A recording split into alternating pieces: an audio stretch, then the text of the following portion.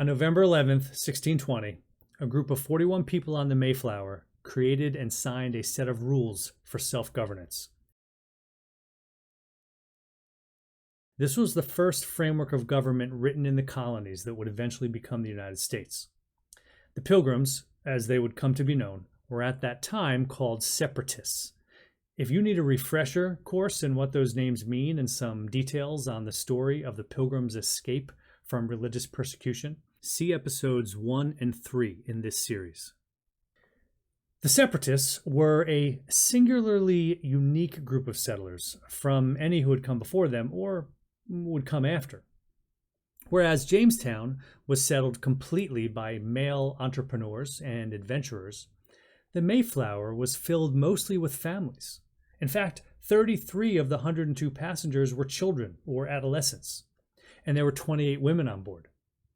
In contrast, Jamestown was settled with no women whatsoever, and over a dozen years later, they had to resort to placing ads in England to recruit brides to come to Virginia for the men of Jamestown. All expenses paid, just please come marry a Virginia man. Although the Mayflower Compact is very compact, it's short, it is nonetheless highly unique and far-thinking for its time. It advances the concept that political authority is derived from the people and exists for the purpose of promoting the common good of the people. These ideas set forth in the Mayflower Compact are the same ones echoed by President Lincoln over 200 years later in his Gettysburg Address, when he said that government of the people, by the people, for the people, shall not perish from the earth. The full Mayflower Compact is in the links on our Facebook and YouTube pages. Here we are going to look at a few very important portions. Again, it's very short. You're an American. Read the whole thing. As you read the Mayflower Compact, which you are going to do, you cannot overlook the sense of oneness and unity in the document.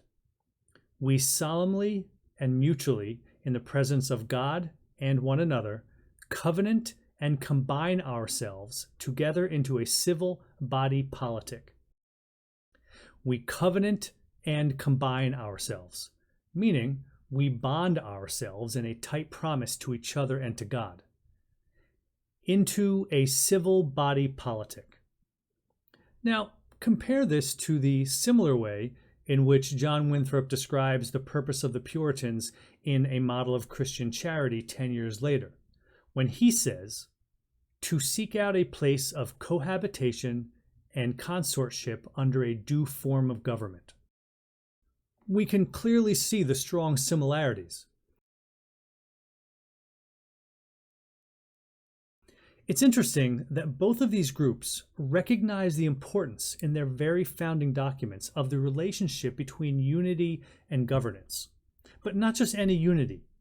They are here to form a self-governing society built on a people unified around a common set of ideas and principles. Now, notice what the Pilgrims say they are going to bind themselves together into. Do they say they're going to bind themselves together into a family, a special interest group, a protest organization? No, they don't even claim that they want to form themselves into a religious community. You would think that would be a gimme, right? But no. Instead, they say they're going to make themselves into what they call a civil body politic, meaning a group of people organized for service to the society. That is what the word politics means. We have mostly lost the meaning of that word in our modern times. We now think politics means one side against the other. We think it means arguing and trying to change somebody else's mind. We think it means hating and blacklisting anyone who disagrees with you. But that's not what politics is. It means the affairs of the people. When you decide to refer to your new community as a body politic, what do you think the purpose is of using that word body? Well, it's supposed to connote that these people are acting as one, right? Just as a body has many different parts, but are all one inseparable whole, acting together to accomplish one goal. So again, we have to notice there is that expression in this document of unity and oneness of purpose, of mutual goals. At this time, there are no political institutions organized in this manner. Everywhere there are severely striated and institutionalized class systems, with all the power and authority legally given to one class, the aristocratic class. And when that upper class makes political decisions for the quote-unquote affairs of the people, who are those people that they are concerning themselves with? It's themselves, right? It's not the people, it's one particular group of people, them, the upper class.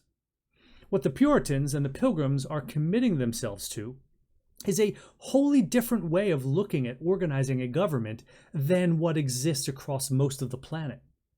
I make that point because it is important for us to grasp the uniqueness of what the people who laid the foundations for this country were doing.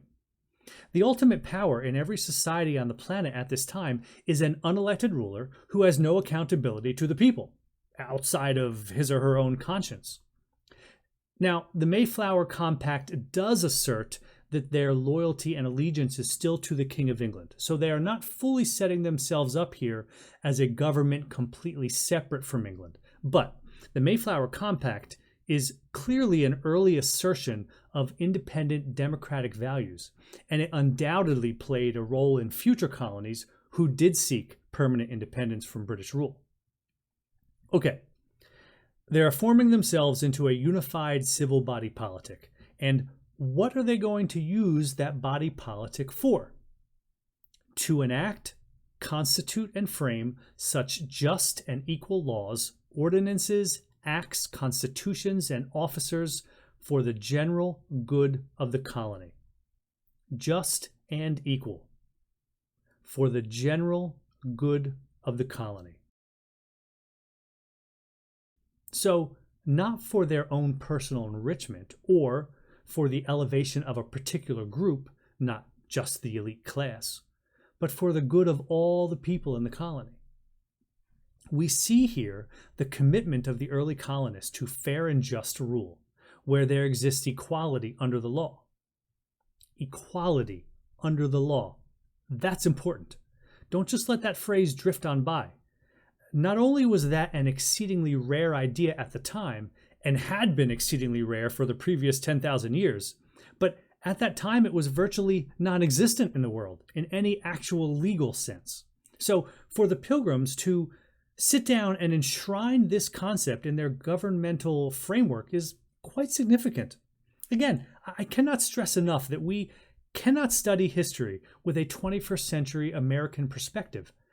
That kind of perspective sees a concept like equality under the law as so fundamental that we are up in arms every time it even appears that it was not upheld, as we should be. But that idea was so radical in 1620. These people are the radicals of their time. They are the ones banging on doors, flipping tables, and chucking fine china against the wall.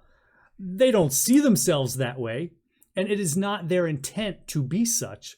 But when we look at what plays out in history after people like the Pilgrims, we see they are the ones turning their backs on the past, setting it alight, and salting the charred earth behind them, whether they meant to be those people or not.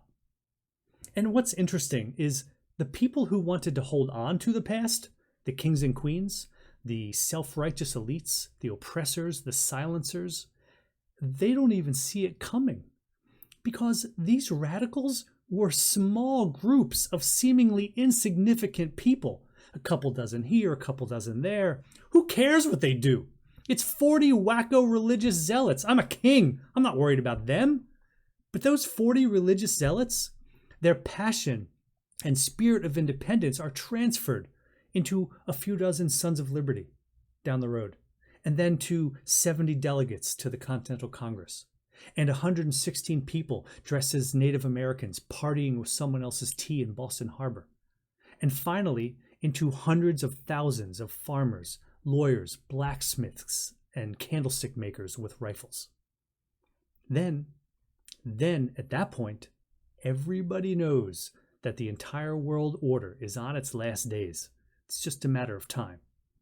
Because everything those crazy, free-thinking, freedom-loving, God-fearing rebels touched burst into flames. You know, this particular group of people, the Pilgrims, they have garnered a very revered place in the hearts and minds of Americans. Do they deserve it? These were a group of people with extreme ideas.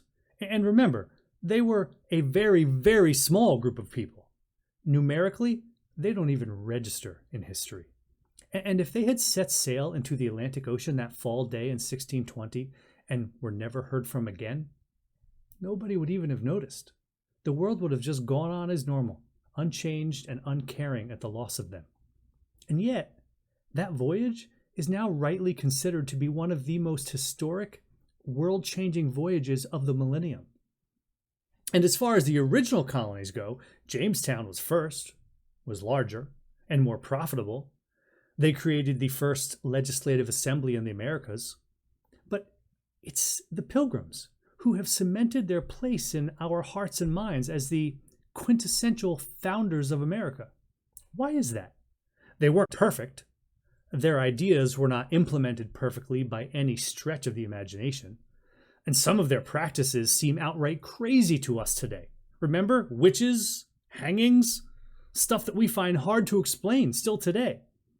But they set something into motion, something that couldn't be stopped, something that led to a reinvigoration of classical civilization and ideals here in the New World, and the flowering of the virtues of democracy and human rights and freedom of religion and equality, that led to the destruction of a 10,000-year-old atrocity called slavery, and to the lifting of untold billions out of oppression and poverty all over the world today.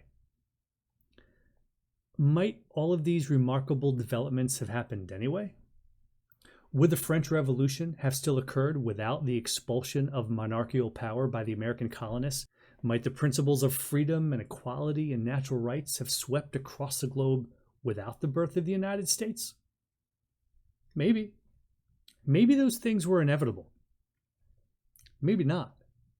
We'll never know for sure. We can, however, draw a straight line from the Pilgrims to the American Revolution, then through the American Revolution to the fall of monarchies across the planet, through to the destruction of slavery all over the world, through to Simón Bolívar sweeping independence across South America, through to the defeat of Hitler and Mussolini, to the ending of apartheid. Maybe all those things could have happened anyway, without the Pilgrim's voyage. But there is no denying that the circumstances around the birth of the principles on which this country was founded were unique circumstances, and possibly unrepeatable in history. Just think about the confluence of things coming together around that moment in time. We have nation states rising for the first time in history. We have absolute rulers tightening their despotic grip on control of the people. Population explosion. New exchanges between societies previously unknown to each other. The world's largest religion fragmenting. A scientific revolution advancing and spreading knowledge like never seen before in history. And the world on the brink of a completely transformational industrial revolution. In the midst of all of that, in all of this upheaval and change, a tiny, insignificant group of nobodies, 40 or so men, women, pregnant mothers, and children, are huddled in the cargo deck of a dirty, broken-down wine hauler in the middle of the Atlantic Ocean. Focused on a love of God and a love for one another, they are seeking a place to start over, a place to start from scratch, to be able to be free to follow their hearts, a place where they didn't have to abide by all the old and accepted ways of the world that had been practiced for the last 10,000 years. And in a twist of fate that defines all the ways that we can possibly understand the word providence, the wind and sea throw them off course and take them right to the perfect place to do it. When might that opportunity ever have presented itself in human history again? Maybe never.